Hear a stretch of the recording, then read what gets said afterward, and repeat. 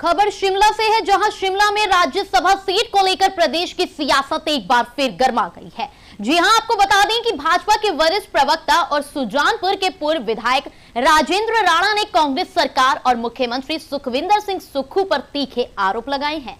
राजेंद्र राणा ने कहा कि राज्यसभा चुनाव की पूरी प्रक्रिया बेहद संदिग्ध परिस्थितियों में तय की गई है।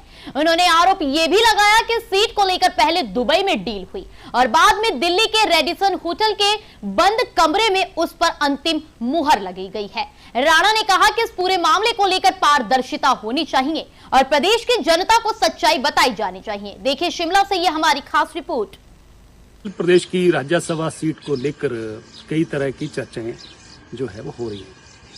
सबसे पहले मैं प्रदेश के माननीय मुख्यमंत्री से सिर्फ इतना जानना चाहता हूं कि मुख्यमंत्री जी, आप जब दिल्ली को 1 मार्च को आप दिल्ली गए, जहां राज्यसभा की सीट की चर्चा होनी थी, और 2 मार्च को आपने अपना टूर प्रोग्राम जारी किया, जिसमें 4 बजे शाम को आप दिल्ली से हिमाचल सदन से शिमला के लिए रवाना टूर में दिखाए गए, और रात को शाम को आप दिल्ली से शिमला नहीं पहुंचे।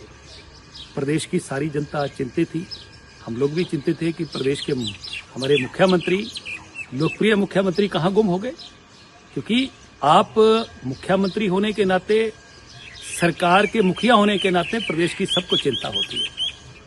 और आपने सीधा हिमाचल सदन से निकलकर शिमला आने की बजाय टूर प्रोग्राम कैंसिल ना करके सीधा आप रेडिसन होटल में चले गए, जहां 411 नंबर में आप रुके, जिसकी तफ्तीश जो है, जांच हमने करी कि आखिर मुख्यमंत्री 24 घंटे कहां घूम रहे। हम सिर्फ इतना पूछना चाहते हैं कि बिना टूर प्रोग्राम जारी किए, टूर प्रोग्राम शिमला का दिखा के बिना कैंसिल किए, आप जो रेडिसन होटल में वहां पर दिल्ली में रुके, तो 24 घंटे में कौन आपको मिलने के लिए आए? क्या जो दुबई में डील हुई थी, क्या उसकी डिलीवरी रेडिसन होटल में हुई? और रेडिसन में होटल में हुई तो क्या वो डिलीवरी जो है कहीं दिल्ली में ही और दिल्ली में जो है उसकी और आगे डिलीवरी हो गई? ये प्रश्न चिन्ह खड़े हैं। हम इलेक्शन कमीशन से मांग कर रहे हैं कि इस सीट पर, राज्यसभा की सीट पर लेन देन हुआ है, जिसकी बहुत सारी शंकाएं लोगों को हो रही हैं और इसके सबूत भी मिल रहे हैं। इसलिए इलेक्शन कमीशन जो है वो तुरंत प्रभाव से इस इलेक्शन को रोके। वहीं पर दूसरी तरफ मुख्यमंत्री ने और कांग्रेस के बड़े नेताओं ने ये बात कही कि हमने एक साधारण कार्यकर्ता को जो है वो राज्यसभा की सीट दी।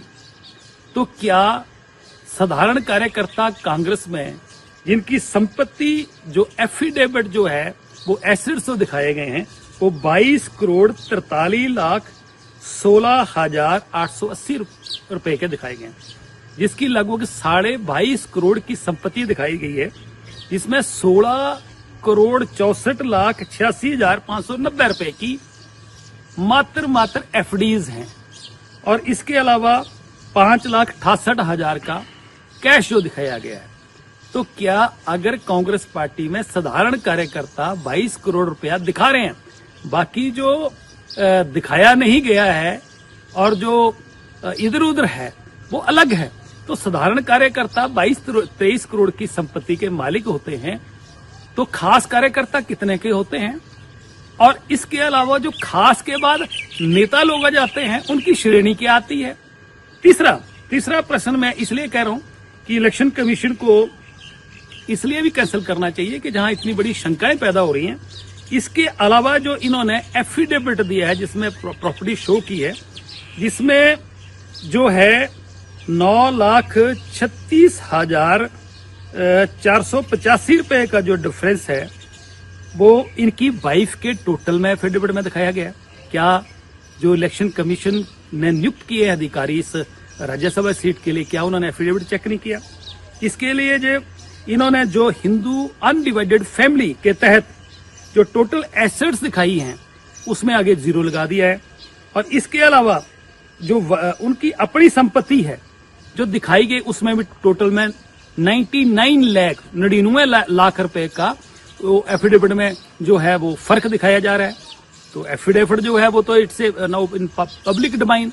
तो ये सारी की सारी चीजें क्या अफड़ा दफड़ी में गया, किसी दबाव में जो है जल्दबाजी में जो है एफिडेविट बनाया गया है, टोटल्स का क्या गया है, क्या संपत्तियां इसमें कुछ छुपाई गई हैं जल्दबाजी में।